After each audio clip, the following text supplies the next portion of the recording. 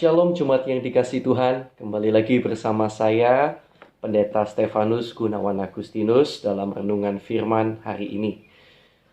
Kiranya apa yang saya bagikan boleh menjadi berkat bagi saudara di tengah-tengah saat-saat kita harus di rumah saja seperti ini. Mari kita akan bersama-sama berdoa lebih dulu, kita akan datang bersama kepada Tuhan. Terima kasih Tuhan. Sebentar kami akan bersama-sama mendengar suara kebenaran firman-Mu. Kiranya Tuhan mengurapi kami dengan kuat kuasa Roh Kudus. Kiranya Tuhan menolong kami untuk firman yang akan kami dengar benar-benar nantinya mengubah kehidupan kami. Kami bukan hanya menjadi pendengar, tapi kami menjadi pelaku-pelaku firman. Termasuk hamba-Mu yang menyampaikan firman Tuhan. Kiranya Tuhan juga tolong hamba-Mu agar bersama-sama semua jemaat-Mu kami boleh mampu untuk menjalani hidup sesuai dengan yang Engkau mau, bukan seperti yang kami mau, tetapi seperti yang Engkau mau. Karena biarlah kehendak-Mu itulah yang terjadi di bumi seperti di dalam kerajaan surga. Terima kasih Tuhan, terima kasih.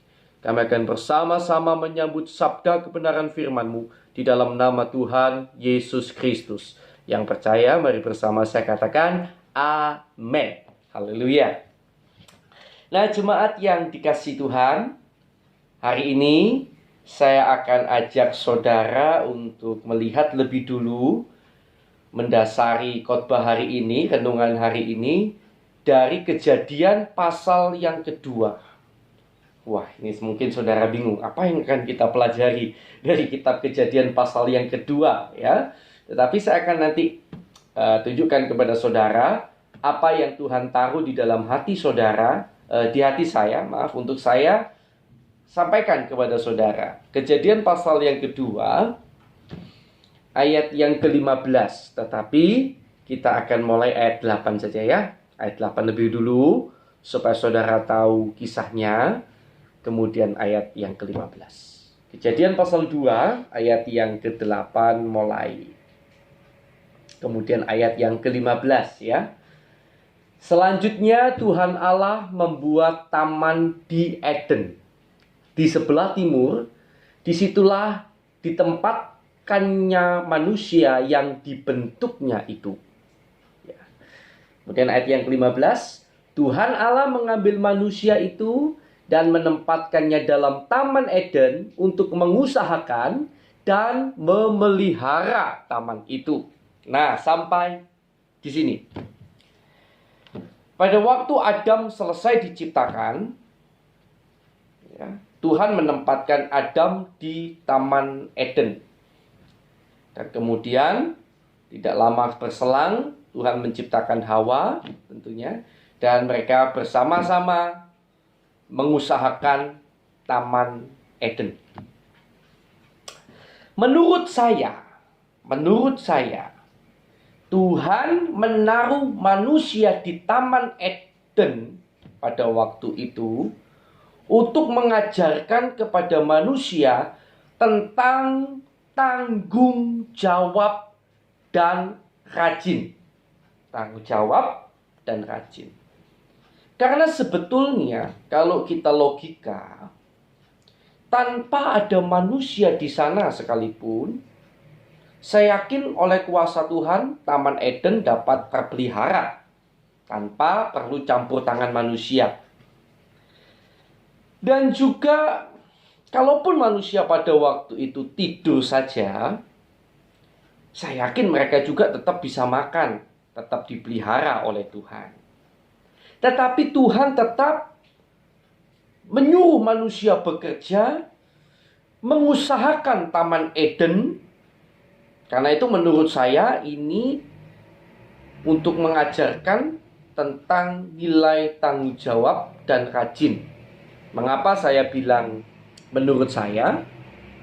Karena tidak ada tertulis secara secara langsung di sini tentang alasan mengapa Tuhan menempatkan manusia di Taman Eden. Tuhan tidak bilang secara langsung, aku menempatkan engkau di Taman Eden untuk memelihara taman ini karena bla bla bla. Itu kita tidak temukan. Nah, Biasanya untuk hal-hal semacam ini, kita berusaha memahami maksud Tuhan itu lewat memperbandingkannya dengan ayat-ayat yang lain dalam Alkitab. Ya, karena itu saya bilang menurut saya. Dan yang saya temukan di dalam Alkitab, dalam ayat-ayat lain, Alkitab itu mengajarkan tentang pentingnya memiliki tanggung jawab dan rajin. Itulah sebabnya dalam peristiwa ini saya beranggapan tujuan Tuhan menaruh manusia di Taman Eden adalah mengajarkan manusia tentang pentingnya memiliki tanggung jawab dan rajin. Ya, sampai di sini bisa paham ya. Nah, rajin ini yang hari ini ingin saya ajak saudara lihat bersama-sama. Karena seperti yang sudah saya katakan, saya beranggapan Tuhan menaruh manusia di Taman Eden untuk manusia belajar tanggung jawab dan rajin. Jadi, rajin itu penting sekali, saudara. Karena itu tema hari ini, judul hari ini adalah mental rajin vs mental pemalas. Wah, ya, mental rajin vs atau versus atau dibandingkan dengan mental pemalas. Nah, saya temukan beberapa perbedaan antara orang rajin dan seorang pemalas yang ingin saya bagikan kepada saudara, tentu dengan harapan kita semua, termasuk saya, menjadi orang yang rajin, bukan orang yang malas. Saya akan tunjukkan beberapa ayat dalam Alkitab tentang bagaimana sih orang rajin itu, bagaimana orang yang malas itu. Yang pertama yang saya temukan, orang yang rajin itu tangkas dalam bekerja. Ini yang pertama yang saya temukan. Orang yang dikategorikan orang rajin itu tangkas dalam bekerja. Sedangkan orang yang dikategorikan sebagai orang miskin, orang malas itu lamban dalam bekerja. Jadi sekali lagi, orang yang kategori rajin itu tangkas dalam bekerja. Orang yang malas itu lamban dalam bekerja. Mari kita akan lihat bersama Amsal 10 ayat yang keempat. Amsal pasal yang ke-10 ayat yang keempat. Ya, saya akan ambil banyak di kitab Amsal karena salah satu yang banyak memperbandingkan tentang rajin dan malas ini adalah kitab Amsal. Ya. Amsal 10 ayat yang keempat. Kita akan lihat bersama-sama ya. Amsal 10 ayat yang keempat. Tangan yang lamban membuat miskin. Ya. Tetapi tangan orang rajin menjadikan kaya. Ini ayat yang pertama. Yang saya katakan tadi, orang yang rajin itu tangkas dalam bekerja, orang yang malas kerjanya lamban. Ya, saya kasih ayat lagi. Amsal 19 ayat 24. Amsal 19 ayat yang ke-24. Ya. Si pemalas mencelupkan tangannya ke dalam pinggan, tetapi tidak juga mengembalikannya ke mulut. Artinya lamban sekali ya. Sudah celupkan, untuk kembalikan ke mulut aja malas, lamban sekali. Nah, ini yang pertama yang saya temukan. Sekali lagi, orang yang rajin itu kerjanya tangkas. Jadi kalau saudara kategori orang rajin, mentalnya mental rajin, kalau kerja itu tangkas. Tapi kalau kategori saudara termasuk dalam kategori orang yang malas, kerjanya itu lamban, apa-apa itu lamban. Ya, pelan, tidak selesai-selesai. Tangkas di sini bukan berarti gerasa gerusu, ya, artinya tangkas tetapi bahasa Jawanya kusru, gerasa gerusu gitu ya. Bukan begitu, karena Amsal 19 ayat 2 juga tidak memperbolehkan menganggap buruk orang yang gerasa gerusu. Amsal 19 ayat 2, coba. Amsal 19 ayat 2.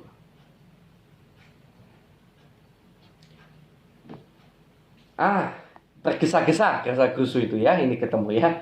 Tanpa pengetahuan kerajinan pun tidak baik. Orang yang tergesa-gesa akan salah langkah. Ya, jadi bukan berarti tangkas itu lalu tergesa-gesa, bukan. Tapi bekerjanya cepat, ya artinya dia tidak ambil banyak waktu untuk beristirahat. Kalau orang yang malas itu istirahat dan bekerjanya banyak istirahatnya.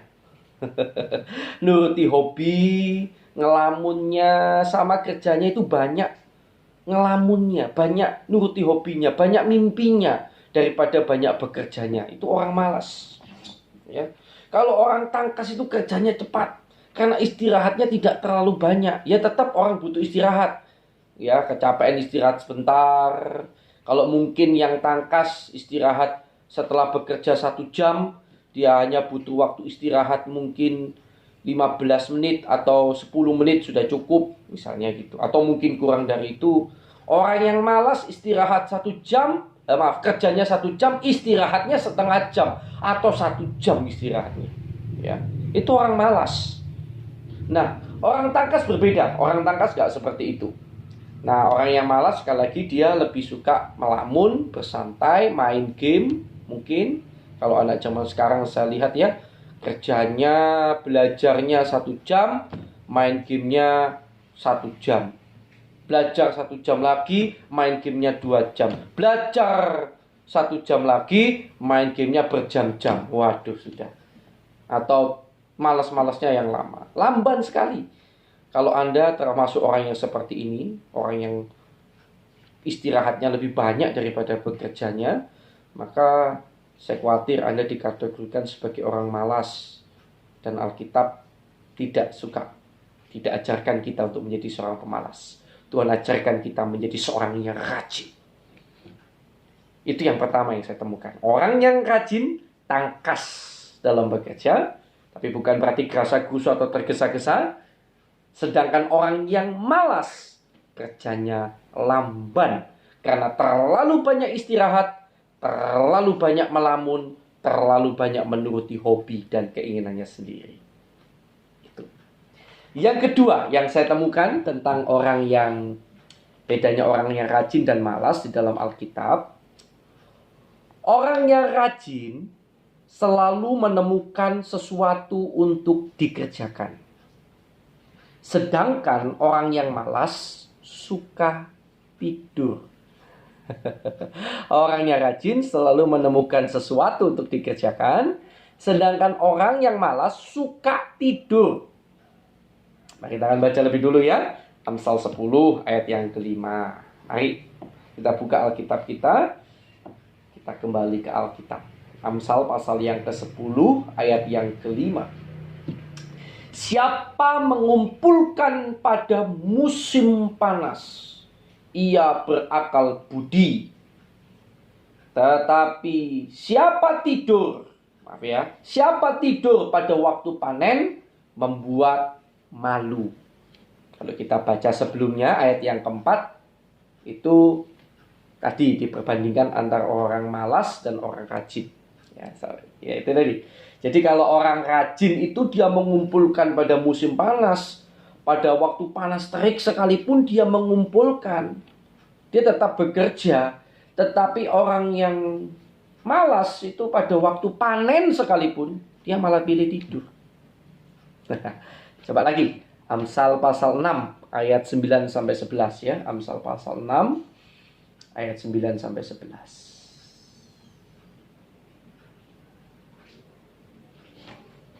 Sudah? Kita baca sama-sama.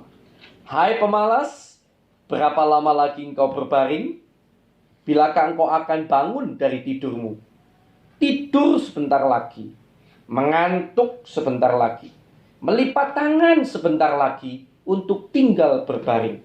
Maka datanglah kemiskinan kepadamu seperti seorang penyerbu, dan kekurangan seperti orang yang bersenjata. Ya, jadi jelas sekali. Pemalas, berapa lama lagi engkau berbaring? Bila kau akan bangun dari tidurmu? Tidur sebentar lagi, baru bangun, kerja sebentar sudah ngantuk lagi. Tidur lagi, berbaring-baring, walaupun gak tidur. baring saking malesnya. Ya, ini kata firman Tuhan tentang seorang pemalas. Jadi orang yang rajin itu selalu menemukan sesuatu untuk dikerjakan. Bahkan di tengah kondisi yang susah sekalipun, dia akan selalu menemukan sesuatu untuk dikerjakan. Tetapi orang yang malas, dia memilih tidur saja. Nah, Bapak Ibu Saudara yang kasih Tuhan, saya menemukan bahwa bagi orang dewasa yang berusia 18 tahun ke atas, itu tidur maksimal 9 jam. Jadi kebutuhan tidur orang di atas 18 tahun itu hanya 7-9 jam kok. Itu artinya kalau Bapak, Ibu, Saudara, dan saya tidur satu hari di total, sambil plus baring-baringnya itu tadi, walaupun nggak tidur tapi baring-baring sambil lihat media sosial gitu ya, sambil chatting ya itu, atau tidurnya aja ya, udah lama. Itu lebih dari 9 jam. Sampai tiduran lebih dari 9 jam. Itu sudah melebihi dari yang seharusnya. Itu sudah kategori malas. Karena tahu nggak Bapak Ibu Saudara, ketika kita tidur 8 jam aja setiap hari, itu artinya sudah sepertiga waktu hidup kita gunakan untuk tidur. Bayangkan, kita hanya ada 24 jam dalam satu hari. 8 jam aja kita tidur, itu sudah sepertiga kita gunakan untuk tidur. Jadi sisanya hanya 2/3 yang kita gunakan. Tetapi tidur itu tetap penting, harus, demi kesehatan. Bukan berarti saya bilang begini lalu saudara tidak tidur. Jangan. 7-9 jam itu sudah, 9 jam itu sudah maksimal. Lebih dari itu jangan. Saudara yang dikasih Tuhan, kecuali saudara sakit, saya sarankan saudara batasi waktu tidur saudara. Walaupun di tengah katanya lagi work from home, jangan menjadikan saudara malas. Saudara harus tetap menjaga diri menjadi orang yang rajin. Sekali lagi, orang yang rajin akan selalu menemukan sesuatu untuk dikerjakan. Kerja apa-apa, apapun. Pengkhotbah pasal 9 ayat yang ke-10 berkata seperti ini. Pengkhotbah pasal yang ke-9 ayat yang ke-10. Sudah ya? Segala sesuatu yang dijumpai tanganmu untuk dikerjakan, kerjakanlah itu sekuat tenaga. Karena tak ada pekerjaan, pertimbangan, pengetahuan, dan hikmat dalam dunia orang mati, kemana engkau akan pergi. Wow, apapun. Kalau saudara rajin, saudara akan selalu menemukan sesuatu untuk dikerjakan. Saudara tidak akan pilih-pilih pekerjaan. Biasanya suka pilih-pilih pekerjaan itu orang malas itu. Ya, walaupun ada waktu dia masih pilih-pilih yang mana yang mau kerjakan. Ah, ini kan tugasnya dia, lalu dia pilih untuk tidur-tiduran. Kalau orang rajin nggak begitu, dia nggak bisa diam. Dia tahu waktu hidupnya sangat berharga. Walaupun mungkin saudara laki-laki, tetapi sekarang sedang tidak bekerja, kerjakanlah pekerjaan rumah, bantulah istri Anda. Kalau Anda memang rajin, Anda akan selalu menemukan sesuatu untuk dikerjakan. Bukan bermalas-malasan. Tuhan tidak menciptakan kita menjadi orang yang malas. Ya, saya berkata begini, saya pun belajar. Beberapa waktu yang lalu, kalau saya boleh bersaksi, saya ini sempat agak sedih, kecewa dengan diri saya sendiri. Karena dengan kondisi diisolasi, saya tidak bisa kerja buat Tuhan. Saya sangat sedih sekali, biasanya bisa besuklah, atau berkhotbah, atau apa. Sudah nggak melayani Tuhan apa, sudah nggak ada satupun yang bisa saya kerjakan. Sehingga saya menangis, sempat menangis sama Tuhan. Tuhan, saya ini kok nggak bisa kerja buat Tuhan, ini bagaimana? Tapi ketika saya mau, memang hati saya mau, tentu selalu ada saja caranya membuka kesempatan. Walaupun mungkin kesempatan yang timbul untuk hal yang dikerjakan itu, nggak sesuai dengan kemauan kita. Nah, saya ketemulah ini membuat video. Makanya saya rajin sekali buat video. Karena inilah sekarang yang saya bisa kerjakan buat Tuhan. Dan saya sangat bersemangat. Walaupun saya bukan orang yang ahli berbicara di depan kamera. Saya canggung, saudara, awalnya. Tapi saya pikir hanya ini sekarang yang bisa saya kerjakan buat Tuhan. Saya harus bekerja buat Tuhan. Tidak mudah bagi saya. Harus take berulang kali berjam-jam. Hanya untuk khotbah sebentar ini saya harus take berulang-ulang. Belum menyiapkan bahannya. Belum take berulang-ulang. Karena saya canggung sekali, tetapi saya mau. Karena saya pikir, saya bilang sama Tuhan, Tuhan saya mau kerja buat Tuhan. Nah, hal yang semacam ini saya harap kita semua miliki juga. Jangan menjadi orang yang malas, yang selalu menemukan alasan untuk tidur dan malas-malasan. Apalagi firman Tuhan berkata, Roma pasal 12 ayat 11. Biarlah rohmu, janganlah hendaknya kerajinanmu kendor. Biarlah rohmu bernyala-nyala dan layanilah Tuhan. Itu penting. Jadi saudara, hari ini kita belajar tentang mental rajin vs mental pemalas. Kalau saudara punya mental rajin, saudara dalam bekerja apapun akan tangkas dan tidak menghabiskan banyak waktu untuk beristirahat, untuk menuruti hobi, untuk melamun, berangan-angan. Ya, baru kerja 1 jam sudah berangan-angan. Waduh, nanti kalau saya bekerjanya nanti bisa lebih lama, nanti jadi miliuner. Terlalu banyak melamunnya daripada kerjanya. Itu orang malas, bukan orang rajin. Juga kita lihat bahwa kalau kita memang orang yang rajin, kita akan selalu menemukan apapun untuk dikerjakan. Kita nggak akan pilih-pilih, apalagi ketika lagi nggak ada sesuatu untuk kita kerjakan. Apapun yang kita ketemu, kita kerjakan. Karena kita dasarnya nggak pengen diam. Tapi kalau kita malas, ada kesempatan bekerja pun kita akan cari alasan untuk tidak bekerja. Kita pilih tidur, berbaring. Mungkin kalau anak muda bermain game, atau mungkin lihat televisi. Saya berharap khotbah ini mengubahkan hidup kita. Jangan menjadi orang yang malas. Tuhan tidak suka orang yang malas. Jadilah orang yang rajin. Kalaupun saudara bingung melakukan apa, bisa minimal membantu istri, atau mungkin berdoa syafaat, ya, atau mungkin belajar firman, kemudian diajarkan kepada istri dan anak-anak. Apapun itu, carilah sesuatu untuk dikerjakan. Kalau memang saudara rajin. Dan percayalah, kalau bicara soal upah, saudara tidak perlu khawatir. Tuhan itu adalah Tuhan saudara. Kita ini hamba. Kerjakan saja bagian kita. Yang lain-lain itu urusan Tuhan. Tetaplah menjadi orang yang rajin. Tetaplah menjadi orang yang produktif. Walaupun hari-hari ini saudara tidak bisa kemana-mana. Jauhilah sifat malas. Berhentilah tidur saja. Kerjakan apapun yang bisa saudara kerjakan. Semangat. Kerja buat Tuhan dan kerjakan apapun. Tuhan Yesus memberkati kita. Mari kita akan berdoa bersama-sama. Terima kasih Tuhan buat kesempatan kami boleh belajar hari ini. Hamba-Mu bersama jemaat diingatkan untuk tidak menjadi seorang pemalas. Iblis selalu berusaha, daging kami selalu berusaha membawa kami ke dalam kemalasan. Tidur itu memang begitu enak. Bermalas-malasan, melamun, tidak kerja apa-apa, menuruti hobi itu memang begitu enak. Tetapi bukan hal itu yang Kau inginkan untuk kami lakukan. Kau tidak ingin kami menjadi orang yang malas. Kau ingin kami menjadi orang yang rajin.